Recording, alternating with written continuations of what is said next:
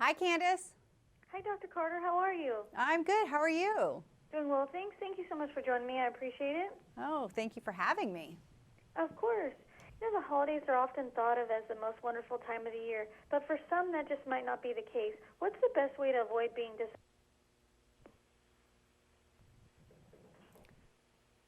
I'm sorry, Candace, I can't hear you.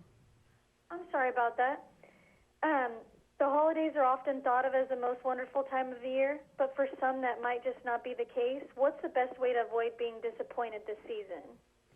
Well, a mountain of research shows that we are happiest over the holidays when we give to others, particularly when we give to people in need. So I like people to create what I call a giving trifecta by shopping at retailers that donate a portion of the proceeds to causes that are really close to your heart. So, for example, this year, I'll be making my gift purchases through the Amazon Smile program, and then I'll use my Chase Freedom Card to do that. And let me tell you why, because I get that trifecta or that triple whammy of gift giving. So everybody on my list obviously gets their present, and then the Amazon Smile program gives money to the Tipping Point, which is a local charity that I chose and is really close to my heart.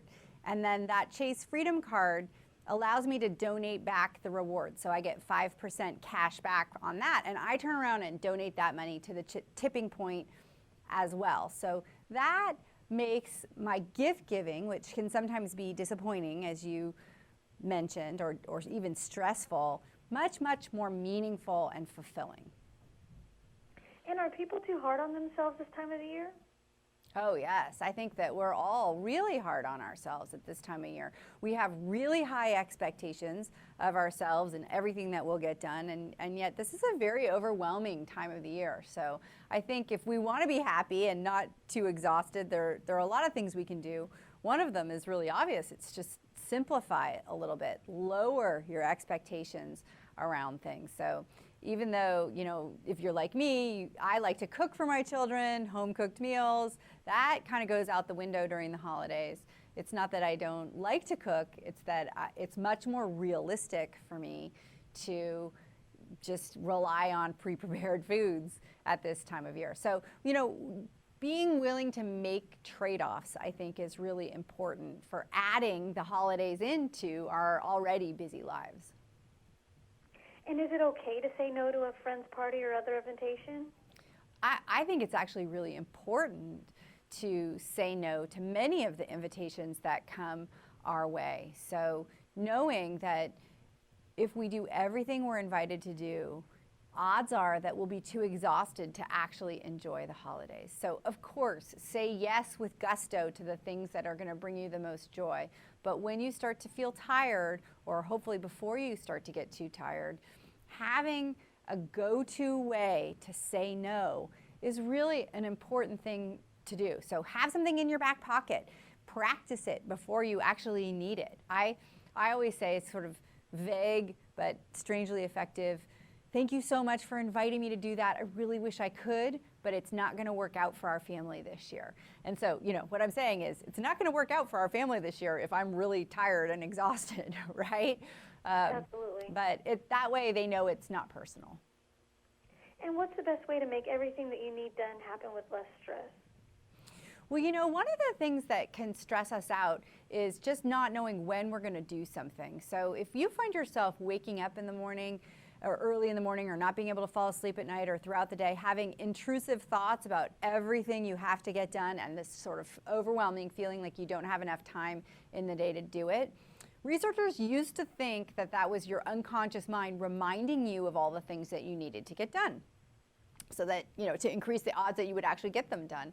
But actually, now we know that your unconscious mind just needs to know when you will do something to stop reminding you that you have to do it. And this can actually really decrease stress, decrease feelings of overwhelm. So what I recommend is you just make a list of everything you need to get done over the holidays.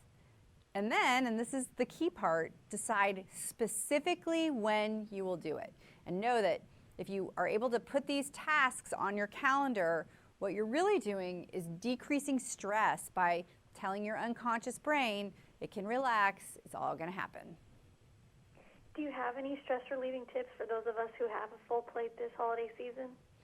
Yes, absolutely. You know, one thing that's maybe not super intuitive in terms of stress reduction is to really focus your attention on what you feel grateful for. So gratitude is a positive emotion, and all positive emotions, but especially gratitude, can counteract that fight or flight response, can put the brakes on that stress response in our system. So if you notice that you're starting to get stressed out or overwhelmed, or if you're just frustrated by something this holiday season, move your attention to something about that situation that actually, even though you're frustrated or even though you're stressed, you still really have big appreciation for, or you really feel grateful for. And if you can't find something in that situation, broaden your perspective a little bit and find something that you appreciate about that day or week or the holiday season. By moving your attention to gratitude, by consciously cultivating gratitude,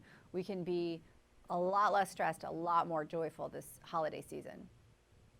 I'm already feeling calmer with that advice, so thank you. Oh, you're so welcome. I'm so glad. Do you have any additional tips or information you'd like to share with us? Yeah, absolutely. I have lots of tips for happier holidays on my website, ChristineCarter.com. Wonderful. Well, thank you so much, Dr. Carter. I appreciate it. Have a great afternoon. Oh, thank you so much for having me.